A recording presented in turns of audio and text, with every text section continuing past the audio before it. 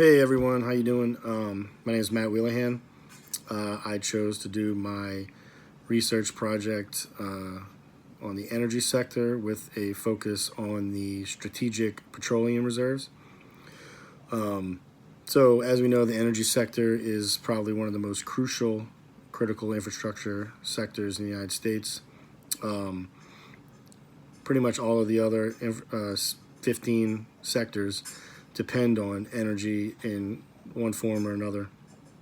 The energy sector itself is basically divided into three subsectors, being electricity, oil, and natural gas.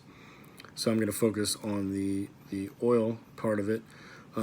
As we know, oil is the lifeblood of the U.S. economy. It's particularly vulnerable to a variety of risks and threats.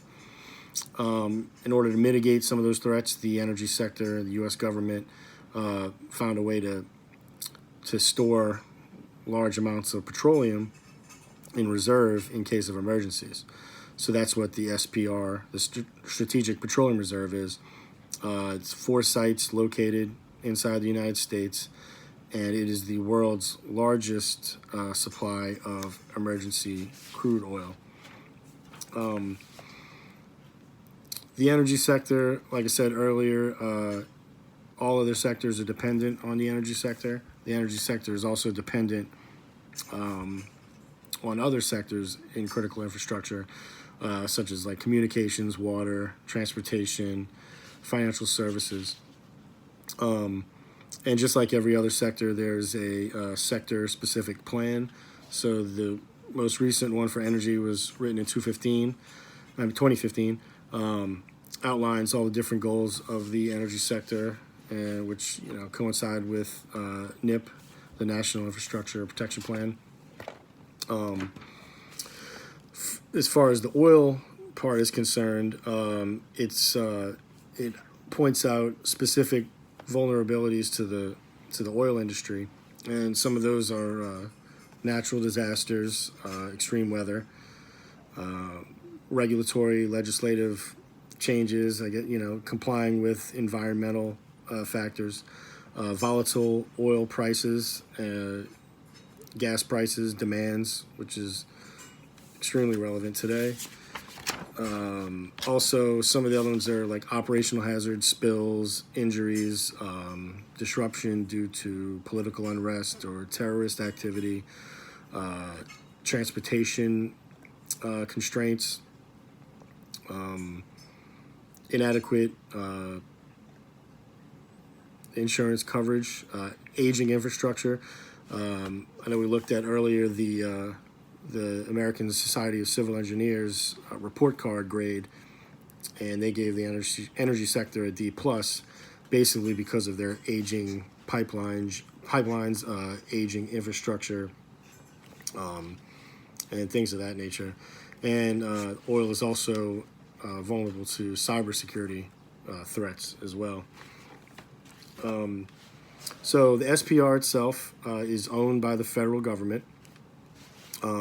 It was created in 1975 due to a piece of legislation called the EPCA, the Energy Policy and Conservation Act, signed by President Ford. And its purpose was to reduce the vulnerability of the United States to any severe interruption of imported oil supplies. So prior to the signage of that, people in the United States began thinking about the concept of having emergency oil supplies. World War II prompted it. The Suez Crisis in the 50s, Eisenhower talked about it a little bit.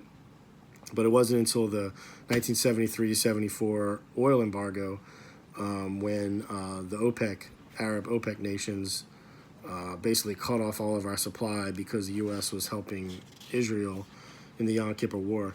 It caused long gas lines, high gas prices.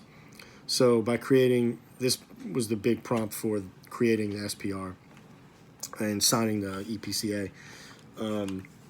So it was political, but it was also a national security concern as well. They decided the Gulf of Mexico was basically the best place to put this because of the salt domes and its proximity to other waterways, pipelines, oil out in the Gulf. So in 1977, in July, is when they started filling these salt caverns. Basically, they're big salt domes underneath the ground in the southern United States, Texas and Louisiana, and they can put water in, like kind of make a hole in there and fill them with oil, and it stays in there pretty easy because of the properties of the salt and the properties of the oil. The SPR was created by the EPCA, and it authorized for the United States to hold 1 billion barrels of oil. As of right now, we have 4 locations, 2 in Texas, 2 in Louisiana, and their capacity is 727 million barrels.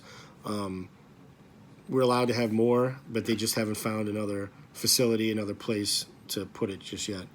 So I'll talk to you about the 4 places real quick. You have Bryan Mound, which is in Freeport, Texas. That's south of Houston. They have 20 of these caverns. Max capacity is 247 million barrels and a drawdown rate of 1.5 million barrels per day. So basically, that's how much they could take out if they need it, 1.5 million barrels per day. Big Hill storage facility, that's in Winnie, Texas. That's a little west of Beaumont. They have 14 caverns, max capacity of 170, and a drawdown rate of 1.1 million barrels per day. Hackberry, Louisiana, that's south of Lake Charles, 22 caverns, 220 max capacity. They can get 1.3 million barrels out of there a day if they need to. And the 4th one is in Plaquemine, a little south of Baton Rouge along the Mississippi River. It's called Choctaw, and it's a little smaller. It's 6 caverns. Max capacity is 76 million barrels and a drawdown rate of about half a million barrels a day. So, like I said, total fill level, total max capacity is 727. That was actually reached for the first time in December of 2009 when President Bush, I think he started getting them, ordered them full after 9/11 and continued on through 2009. The Department of Energy kind of runs the show and oversees the entire program. However, they contract out the daily management and operations. That's done by a private sector group, so they kind of create a public-private partnership. The group that runs it now is called FLOR, Federal Petroleum Operations, FLUOR. They have it through till 2024. They're basically responsible for ensuring the integrity of the caverns and maintaining operational readiness. And also right over there by Tulane, Elmwood campus, they have the project management office for the DOE. And amongst their many duties, one of them is to maintain security for these 4 sites. There's 4 ways to draw down. There's a full drawdown, which everything can be taken out, authorized by the president. Extreme circumstances, long-term, oil shortage. The second way is a limited draw, and we've never actually done a full drawdown before, where they have to take out everything. Limited drawdown also needs to be ordered by the President of the United States, but it can't exceed 30 million barrels in a 2-month period, and that would be to compensate for a short-term oil shortage. And the final way is like a test sale or an exchange. Doesn't need to be authorized by the President. Secretary of Energy can authorize that. Test sale is less than 5 million barrels and is basically just to test the workings of the system, how fast it can get out, get to the refineries, get into the U.S. economy. When something is drawn down and taken out, it takes 13 days from the time the President authorizes it to get to the U.S. economy. So it's a fairly quick process. And then an exchange is just basically if we get some better oil and we want to take out the lower grade crude and put in better oil, we can do that. Or if a private company needs help for some reason, their shortage or whatever, they can borrow it and just pay it back later. A couple of times it's been used. in a non-emergency situation, 96, 97, Bill Clinton ordered, I think it was 28 million barrels to be taken out to kind of help with the deficit. Hurricane Katrina prompted an 11 million barrel drawdown because 95% of the crude oil production in the Gulf of Mexico was shut down. Let's see, 2017 started taking a lot more out because of Harvey and Irma. And then August of this year, 2018, President Trump ordered more oil to be taken out of the SPR in preparation for the Iran sanctions. So, it's the SPR is a pretty important part of the energy sector, and the energy sector is vital to national security of the United States. SPR is good because it's a mitigation tool, but some people argue that it's not necessary, or that maybe private entities can control the oil reserves rather than the federal government.